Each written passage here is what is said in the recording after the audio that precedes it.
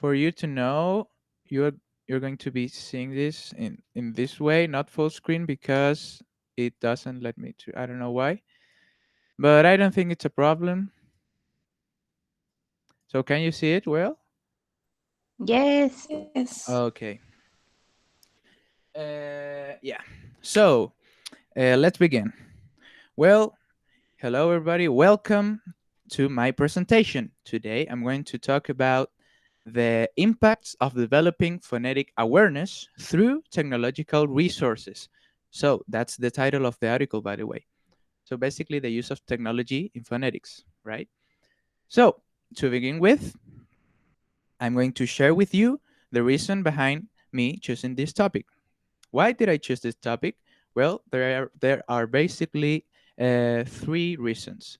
One of them is that I think there is a potential online classes era coming soon, right? Because of the context that we're living in right now, we had to change and modify the way we teach and the way we learn English.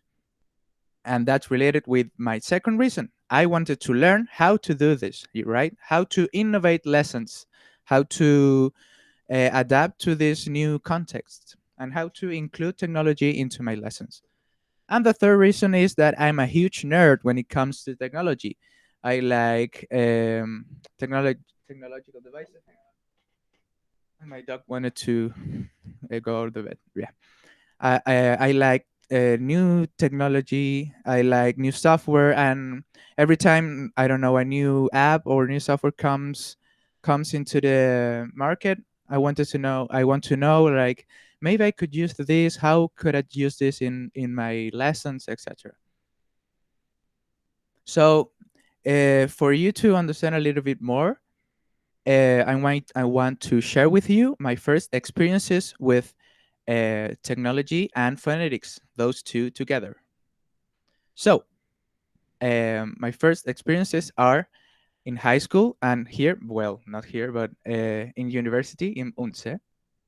So, in high school, I had like half of a class or one class of phonetics where they taught me the difference between the sh sound and the ch sound.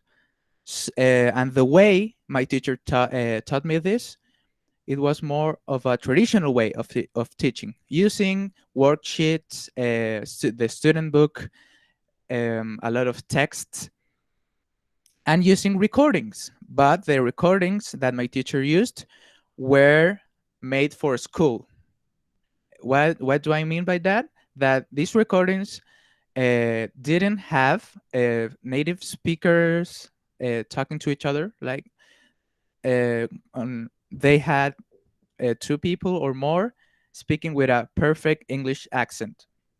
So I was not I had no exposure to different accents, for example.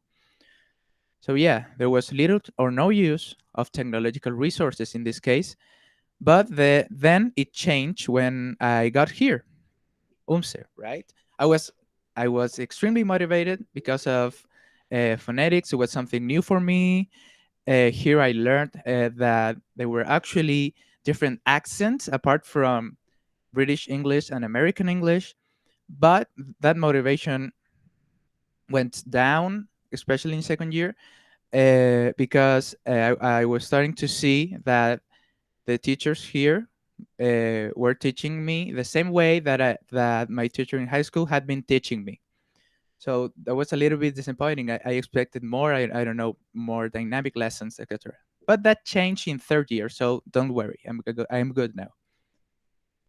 So how's the article related to this? Well, in the article that was made by teachers of English as a foreign language, um, they wanted to show and prove that phonetic awareness impacts communicative skills and their development.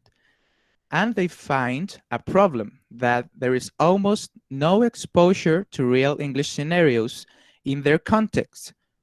They are from Ecuador, by the way. So, they also link the interlanguage hypothesis with their study. So if you don't remember, that's okay. I didn't remember either. Interlanguage is a linguistic system that we develop when we're learning a second language, right? And it's actually interlanguage. It's actually sorry, pretty useful because let's imagine that, for example, your English level is not developed enough to express certain ideas at some point in your life. And then you use some tools in order to express those ideas, like, for example, paraphrasing, word coinage, code switching, and even Spanglish. Those are tools related to interlanguage. What's the problem with interlanguage? That if you keep using those tools, you might um, fossilize errors, right? Instead of learning the word, you would keep using Spanglish, for example, and you could lead to fossilized errors. And that's something that these people, these teachers, did not want to happen. So they their solution was that we should improve phonetic awareness because it will maximize students' potential on communicative skills. And how? Well, using technology. They say that if we take advantage of technology, we would give different opportunities to experience different phonemes, different accents, and a wider range of phonetics overall. So that was their solution to the problem. And my suggestion or my solutions suggested by me, as you can see there, are divided in three words. The first one is innovate. I think that if you are a pre-service teacher, you should try to incorporate and apply new technologies to your lessons, like, for example, using YouTube, Twitch, TED Talks, video blogs, etc., in order to be, I don't know, more creative or innovative. I think that you should also try to improve these tools. Like, for example, if you are trying to use a YouTube video for a listening assessment, you should try to look for the best, for the higher quality, uh, for the video with the highest quality. Yeah, that's the word that I was looking for. So in that way, the students won't complain and won't have hard times trying to listen to the message of the video. And the third word that I wrote was adapt. I think that you should try to adapt your material. For example, if a teacher tries to incorporate technology in the 2000s or 2010, they would use, for example, Facebook memes or MySpace content, etc. But nowadays, I think we should use, I don't know, TikTok because it's very trendy, or Twitter, etc. Trying to adapt to what your students are accustomed to, right? And that's basically my presentation. Thank you for coming, and vamos a jugar, as Sergio Conagüero says. Thank you very much. Ahí está.